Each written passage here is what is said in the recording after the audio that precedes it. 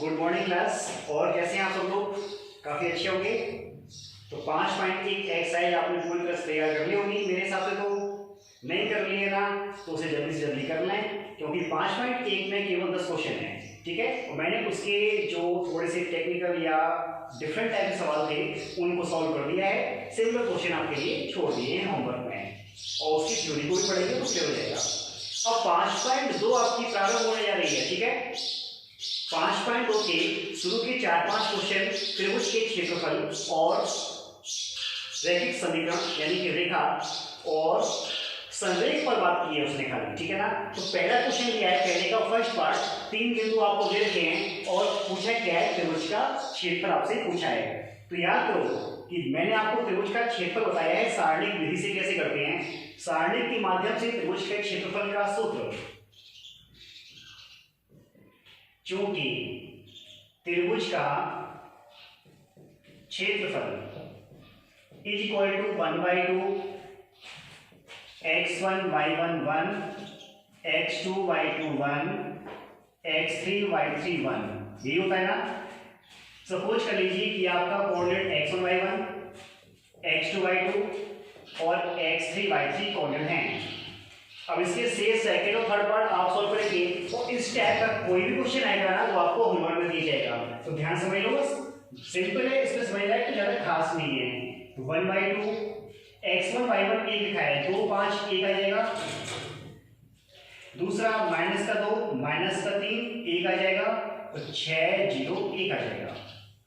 अब देखो संख्यात्मक वैल्यू है, चाहो तो संक्रिया लगा दो, r1 r2 r2 r3। ठीक है ना।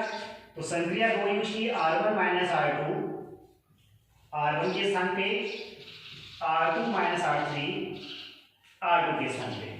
तो क्या आएगा हमारे पास 1/2, 2 में से -2 घटाया 4 हो गया, 5 और 3 8 हो गया, 1 में से 1 जाएगा 0 हो गया, -2 -6 माइनस के 8 हो गए। कितने हो गए? माइनस के 8। -3 से 0 तो माइनस का 3 हो गया, 1 - 1 0 हो गया, 6 0 1। थर्ड रो में कोई परिवर्तन नहीं होता है ना। अब देखो इस 1 के सापेक्ष एक कौन सी लाइन आपके पास, ये C3 के सापेक्ष विस्तार कर लेते हैं इसका। तो 1/2 1 इंटू इसका इससे मल्टीप्लाई किया, माइनस की 12 हो गई, 4 और 3 12, और इसका इसी किया तो प्लस का 64 हो गया, 8 गुणा 8 64। ठीक है, ये रो आपका विस्तार हो गया। 4 में से 2 जाएगा तो आपके पास कितना बचेगा? 2 बचेगा। 6 में से 1 जाएगा तो 5 बचेगा। 52 12 64 होते हैं, डिवाइड बाई 2 तो कितना आ गया? 26 वर्ग इकाई। ये बात याद रखना कि क्षेत्रफल निकालने जा रहे हैं ना, तो इसकी यूनिट अवश्य लिखें। ठीक है। अब देखिए क्वेश्चन संख्या 3, आपको इसमें त्रिभुज का क्षेत्रफल दे रखा है। अब तक के फर्स्ट और सेकंड में त्रिभुज का क्षेत्रफल हमसे पूछा गया था। ठीक है ना। और अज्ञात वैल्यू के कहां पर है? आपके देखिए पहले कोऑर्डिनेट में है, 3 4 2 6 5 4। तो इस अज्ञात वैल्यू के की वैल्यू आपको फाइंड करनी है। तो देखो ज्यादा हार्ड नहीं, लेकिन छोटी सी बात है इसमें, इसलिए मैंने सवाल किया है। 35 स्क्वायर यूनिट लिखा हुआ है ये। ठीक है। तो त्रिभुज का क्षेत्रफल क्या होता है? 1/2 x1 y1 1 x2 y2 1 x3 y3 1। अब क्षेत्रफल की वैल्यू पुट कर लीजिए, कितनी हमारे पास है? 35। 1/2 x1 की वैल्यू कितनी है? k 4 1 हो जाएगा, 2 -6 1 हो जाएगा, 5 4 1 हो जाएगा। अब देखो इसमें विशेष बात क्या थी कि जब आप किसी भी अज्ञात वैल्यू k की वैल्यू निकाल रहे हैं, ठीक है ना, तो जब आपने क्षेत्रफल पुट किया है तो यहाँ पे खाली पॉजिटिव नहीं बल्कि प्लस माइनस का चिन्ह भी लेंगे। और क्यों लेते हैं?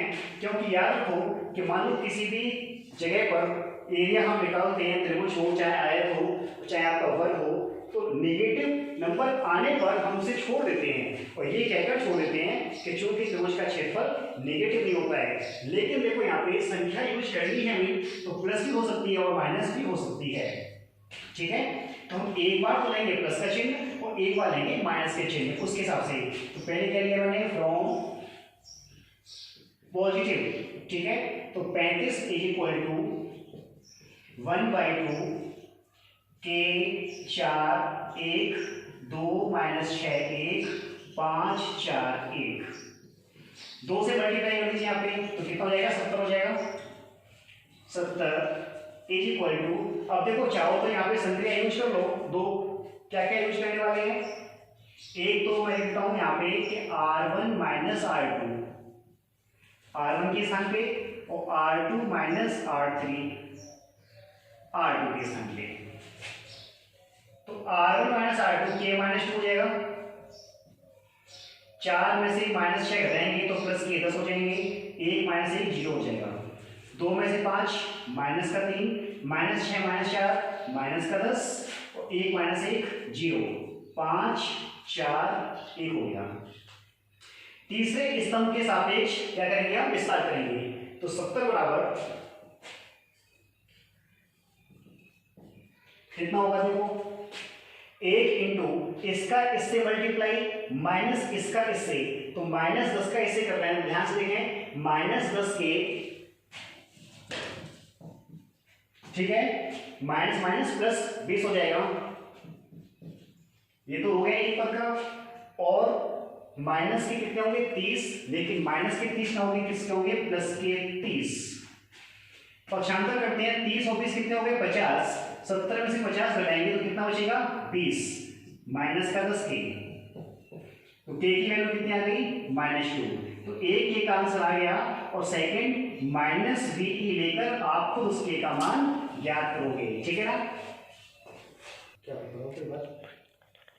अब आप देखिए इसमें क्वेश्चन संख्या 4, ये आपको किसी त्रिभुज के शीर्ष दे रखे हैं, उसने ये कहा है, अब ये त्रिभुज के शीर्ष नहीं माने जाएंगे, ठीक है ना, क्योंकि अकॉर्डिंग टू क्वेश्चन उसने ये कह दिया कि ये किसी ये बिंदु कैसे हैं, संरेख हैं, कैसे हैं, संरेख हैं,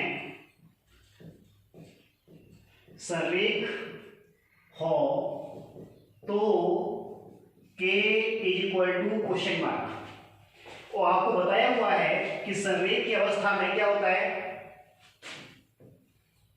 जो त्रिभुज का क्षेत्रफल होता है वो शून्य हो जाता है, ठीक है।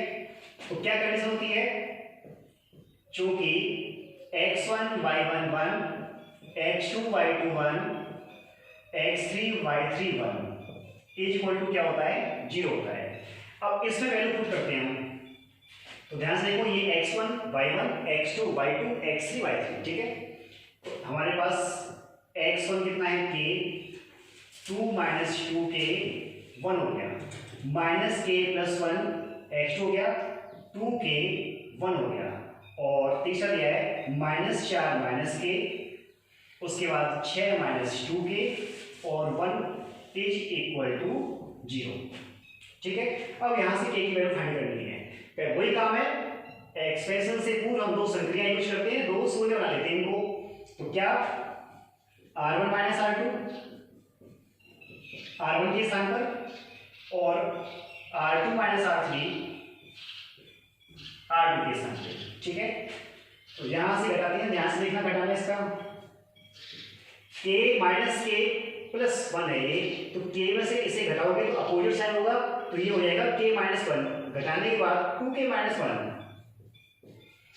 देखो किसी को समस्या हो तो अलग साइड में घटा लेना, k माइनस क्या घटाना है, माइनस का k प्लस 1 घटाना है, माइनस जब भी मल्टीप्लाई करोगे तो प्लस का k, तो 2k माइनस 1 हो जाएगा, ठीक है ना। 2 माइनस 2k से 2k घटाना है, 2 माइनस 2k से 2k घटाना है, तो कितना हो जाएगा 2 माइनस 4k,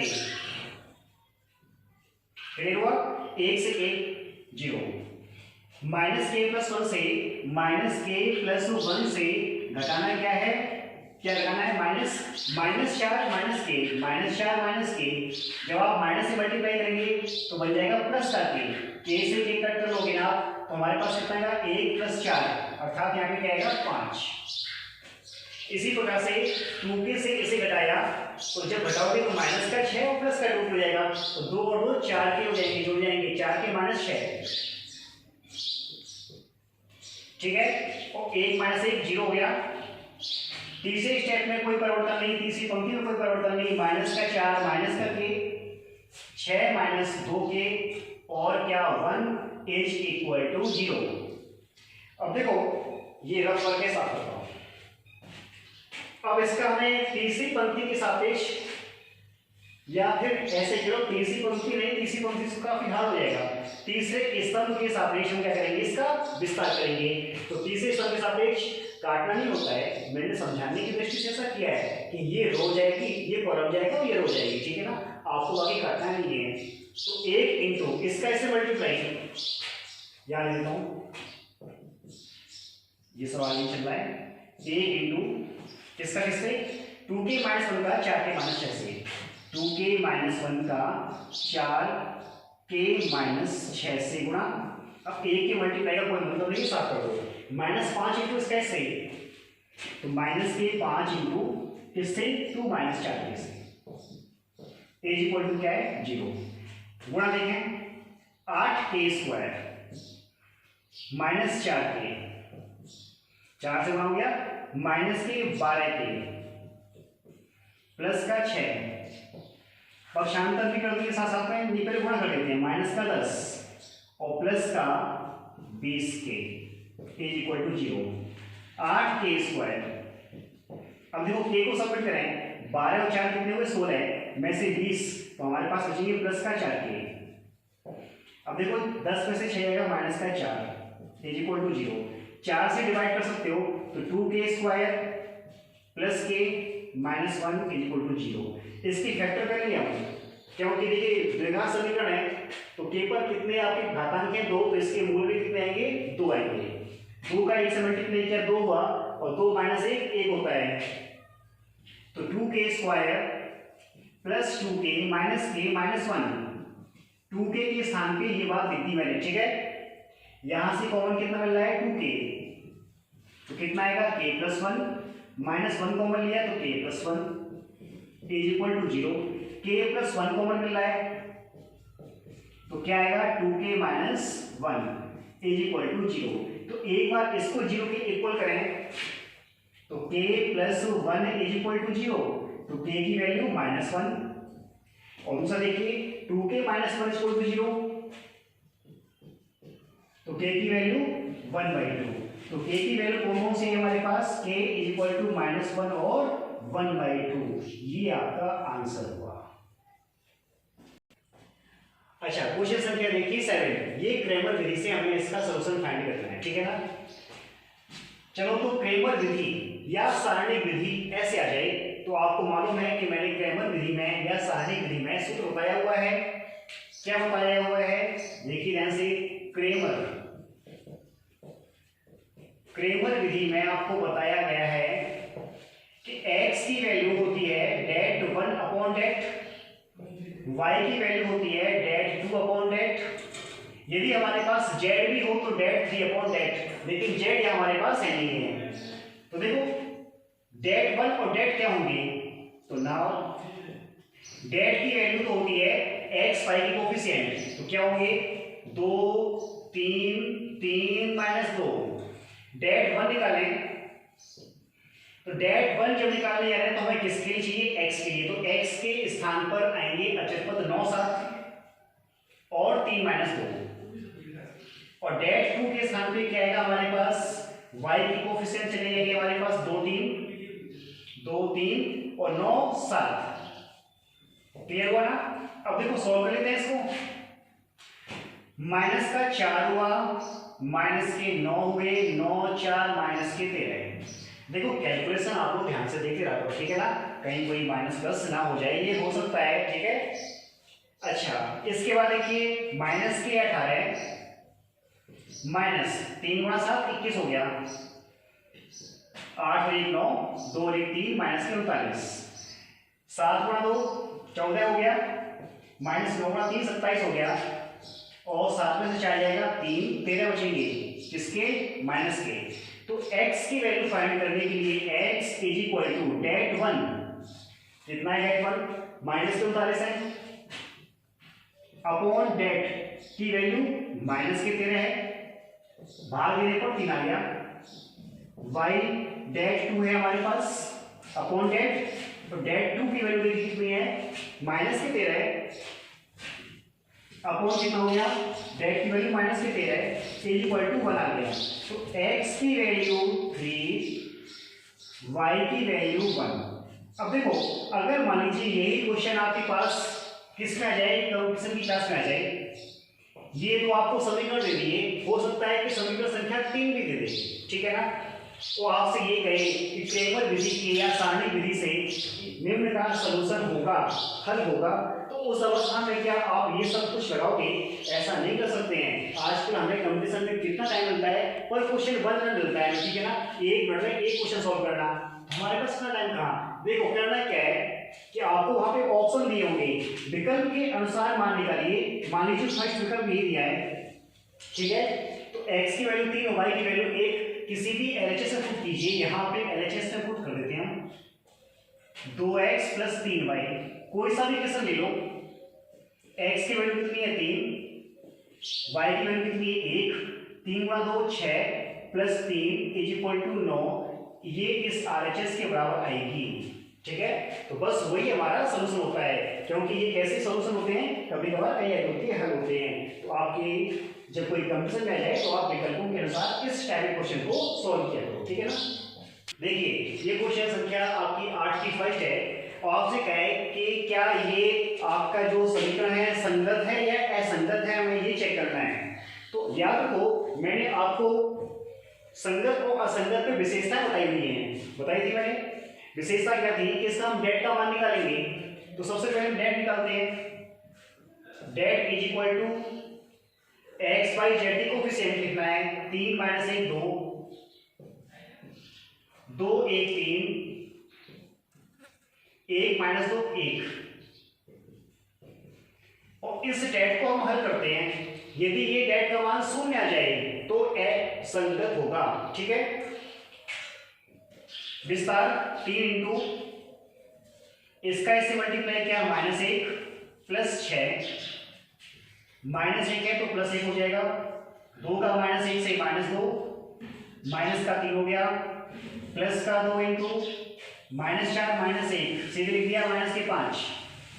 अब आप देखो 6 में से जाएगा 5, 5 का 3 से मार्क किया तो कितना हुआ 15, -5 तो -5 हो जाएगा, और 2 का 5 से -10, ये जोड़ देंगे तो 15 - 15 = 0।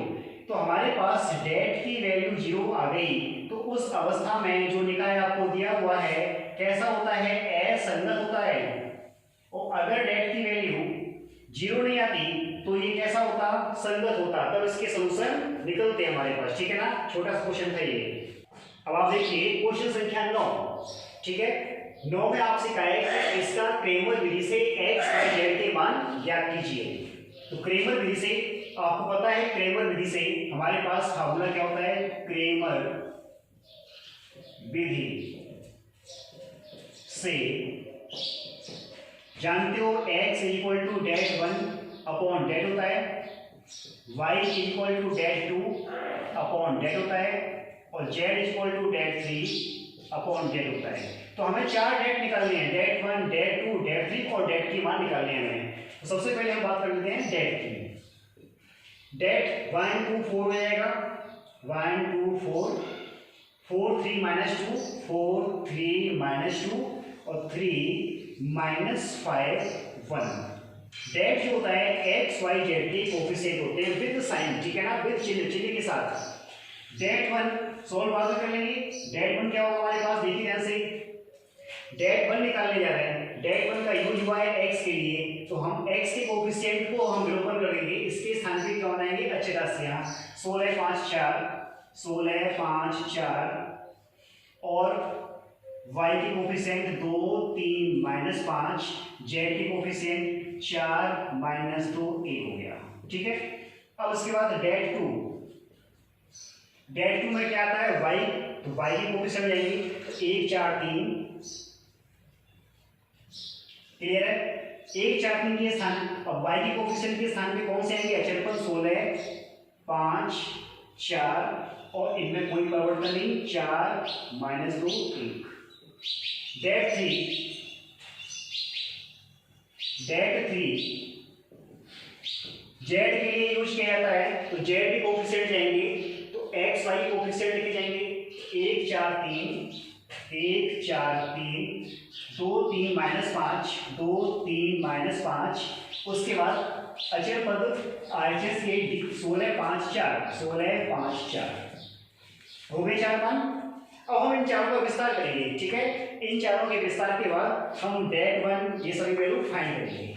देखो ध्यान से 1 इंटू 3 और 5 का तो समा किया 10, तो 3 - 10 कितना हो जाएगा -7। -2 इंटू इसका इससे मल्टीप्लाई 4 हुआ और 3 दूनी 6, 4 और 6 10 हो गया, प्लस 4 इंटू क्या माइनस के 20 और माइनस के 9 माइनस के 29 हो गए। देखो ध्यान से 4 में 5 माइनस के 20 और माइनस के 9 सोल्व कर ले इसको, तो आपके पास कितना हुआ -7 10 दूनी 20 हो गए और 29 गुणा 2 58 और गुणा 2 116 माइनस के 116 होते हैं। 20 और 7 कितने हो गए 27, तो माइनस के 27 माइनस के 116, 6 और 7 कितने हो गए हमारे पास 13 हो गया, 1 और 2 3 और 1 4 हो गया, 1 और 1 हो गया माइनस का 143। चेक कर लो 7 और 6 13 हुआ, 2 और 1 3 1 4 हुआ और 1 का 1 हुआ, ठीक है। डेट वन सोल्व करें तो देखो 16 हुआ इसका से 3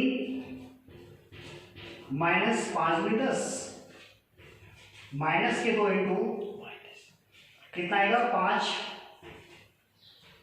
माइनस इसका ऐसे मल्टीप्लाई किया प्लस के 8 हो जाएंगे और प्लस 4 इंटू, अब देखो ध्यान से इसका ऐसे मल्टीप्लाई किया माइनस के 25 हुए और माइनस के 12 हुए, माइनस के 25 माइनस के 12, ठीक है। 5 गुणा 5 25, 4 गुणा 3 12। इसको भी सॉल्व करना है तो कितना आएगा 16 गुणा 10 में से 3 जाएंगे माइनस के 7, माइनस के 2 इंटू 8 और 5 13 हो गए और प्लस 4 इंटू माइनस का 25 और 12 37 हो गए। अब देखो ये कैलकुलेशन आप ही दे दे रहा हूं, ठीक है ना, आप खुद करना सॉल्व। कुल मिला के डेट की वैल्यू ये है, डेट वन की ये है और डेट थ्री का डेट टू का विस्तार कर लेते हैं। 1 इंटू 5 प्लस कितना हो जाएगा 8, 5 और 8 13 हो गए, माइनस 16 इंटू इसका इससे मल्टीप्लाई किया 4 और 3 का उसे 6, 4 और 6 कितने हो गए 10 हो गए, प्लस 4 इंटू क्या 16 माइनस 15 1 बचेगा। इसको हल कर लेंगे। इसी प्रकार से डेट थ्री को भी सॉल्व कर लेना, ठीक है। विस्तार करने का कीजिए और उसके बाद x is equal to det one upon det में पुट करोगे। इसी प्रकार से y z को आप इसके आंसर निकालोगे। तो ये सिंपल है आपके लिए, ठीक है ना, आंसर निकालोगे। क्वेश्चन संख्या 11 अभी आपने क्रैमर विधि से रैखिक समीकरण को हल करना सीखा है, ठीक है। अब ये रैखिक समीकरण आपको सीखना है किससे, आव्यूह सिद्धांत विधि से, ठीक है। तो आव्यूह सिद्धांत विधि आपकी क्या थी, आव्यूह सिद्धांत विधि, ये विधि ये थी कि आप इस इक्वेशन की तुलना करोगे ax is equal to b से, ठीक है ना, और x इज इक्वल टू हम क्या निकालेंगे a inverse into b। ax is equal to b में a क्या होगा, x y z के कोफिशिएंट होते हैं 3 1 1 2 -1 -1 -1 और 1 हो गया। देख लो 3 1 1 2 -1 -1 और 1 हो गया। x की जो वैल्यू होगी यहां लेता हूं, x इक्वल टू होता है x y z और b की जो वैल्यू होती है, अचर पद होते हैं 3 2 1, अचर कांस्टेंट होते हैं 3 2 1। अब देखो x इक्वल टू क्या लिखा है मैंने a इनवर्स b, तो ये तो तय हो गया कि हमें इस a से क्या ज्ञात करना है, a इनवर्स ज्ञात करना है। अब देखो मैंने आपको कहा था चैप्टर के प्रारंभ में कि इस बार आप केवल इसमें सेकंड सीख लीजिए, क्योंकि बार बार आपसे a इनवर्स पूछा जाएगा। हर एक क्वेश्चन में बार बार a इनवर्स आ रहा है। फिर भी चलो मैं एक बार बता देता हूँ, नेक्स्ट टाइम कहीं पे भी आएगा ना तो आप स्वयं करेंगे ए इनवर्स कैसे फाइंड करते हैं। तो हम किसकी चर्चा कर रहे हैं, ए इनवर्स। ए इनवर्स से पहले हमें क्या चाहिए, डेट ए चाहिए, क्योंकि डेट ए तय करेगा कि इसका ए इनवर्स संभव है कि नहीं है। तो डेट ए 3 इंटू इसका इससे मल्टीप्लाई माइनस का 1 हुआ, ठीक है, और इसका इससे मल्टीप्लाई भी माइनस का 1 हुआ, -1 इंटू इसका इससे मल्टीप्लाई 2 हो गया, और इसका इससे मल्टीप्लाई -1 हो गया, +1 इंटू अब देखो 2 का -1 से माइनस का 2 हो गया और माइनस का 1 हो गया, ठीक है। माइनस के 2 का गुणा 3 से माइनस का 6 हो गया, 2 में से 1 जाएगा, माइनस का 1 हो गया, माइनस के 3 हो गए, 6 3 9 और 1 माइनस के 10 हो गए, नॉट इक्वल 0, अर्थात इसका इनवर्स पॉसिबल है, ठीक है ना। अब देखो ध्यान से, ए इनवर्स निकालने के लिए हमें क्या चाहिए, A11 एडजॉइंट निकालते हैं ना, फर्स्ट रो फर्स्ट कॉलम। यहाँ देखो ध्यान से, फर्स्ट रो, ये फर्स्ट रो है, फर्स्ट कॉलम, एक का 1 से गुणा किया, -1 कितने हो गए, -2, ठीक है। जहां तक हो सकता है मैं सीधे कर दे रहा हूं, जहां आवश्यकता पड़ेगी तो प्लान के अनुसार दिखा देंगे। अब क्या आएगा, A12 पहले से ही माइनस लगा लो, 1 और 2 विषम संख्या है ना, तो 1 फर्स्ट रो सेकेंड कॉलम, इसका इसे करना है 2 हुआ और -1 हुआ, कितना आएगा, 1 आएगा, और A13 first row third column, तो कितना आएगा, -2 और -1 माइनस के 3 आएंगे, ठीक है। उसके बाद देखिए A21 माइनस का चिन्ह, सेकेंड रो और फर्स्ट कॉलम, ध्यान से देखना, ये रो जाएगी और ये कॉलम जाएगा, तो 1 का 1 से 1 हो गया और +1 हो गया, माइनस होता है +1 हो गया, तो कितना हो गया, 2 हो जाएगा, ठीक है। 1 का 1 से किया 1 + 1 कितने हो गए, 2 हो गए, अब चूंकि 2 1 है, A22 सेकेंड रो और सेकेंड कॉलम, 3 का 1 से किया 3 और +1 4, A23 माइनस का चिन्ह, second row third column, second row ये जाएगी और थर्ड कॉलम -3 + 1 -3 + 1 तो हो जाएगा, ठीक है, -3 + 1। A31 third row first column, third row और फर्स्ट कॉलम, इसका इससे मल्टीप्लाई -1 + 1 0 हो जाएगा, देख लो, इसका इससे क्या तो कितना हो जाएगा, चलो A32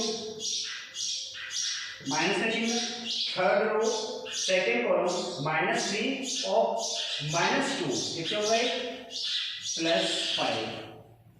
A33 third row third column, -3 -2 कितने हो गए हमारे पास, -5 हो गए, -3 -2 -5। तो हमारे पास जो ए इनवर्स आया वो एडजॉइंट ए अपॉन डेट ए होता है, भाग लगाएंगे तो डेट ए का मान कितना आएगा, 10 आया था, 1/-10, A11 कितना है, -2 -1 -3, 21 -2 4 2 0 5 -5, ये तो आ गया ए इनवर्स। तो x = क्या लिखा, a इनवर्स × b, तो कितना है, -1/10 -2 -2 0 -1 4 5 -3 2 -5 इंटू b की वैल्यू, और b की वैल्यू हो गया हमारे पास 3 2 1।